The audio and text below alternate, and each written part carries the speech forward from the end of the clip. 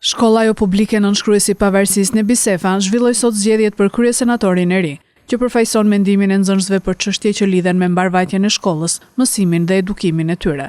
Dy kandidatët për këtë rol, Riduan Loçi dhe Eriola Sefa, u vendosën përballë një konkurrimi dinjitoz që u bazua tek aftësia për të marrë përsipër përgjegjësitë, rezultatet në mësime dhe performanca.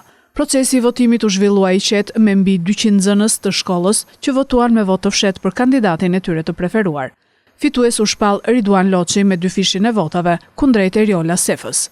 Sot u bën zgjedhjet për të vendosur për kryesenatorin e ri të shkollës, ku kishim 2 kandidatë, Riduan Loçi dhe Eriola Sefa. Procesi i votimit ishte i qetë, pa ndonjë ndërprerje, dhe Riduan Loçi fitoi postin e ri të kryesenatorit, plot me zgjedhje të lira dhe të drejt për drejta, dhe unë si ish kryesenatore e shkollës i uroj atij suksese dhe shpresoj që t'i përmbush të gjitha objektivat që kishte përcaktuar në planin e tij.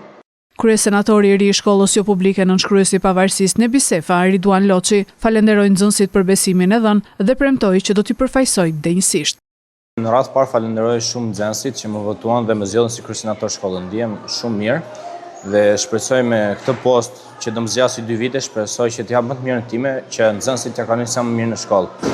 Shpresoj që çdo aktivitet dhe çdo gjë ne t'ja kalojmë mirë.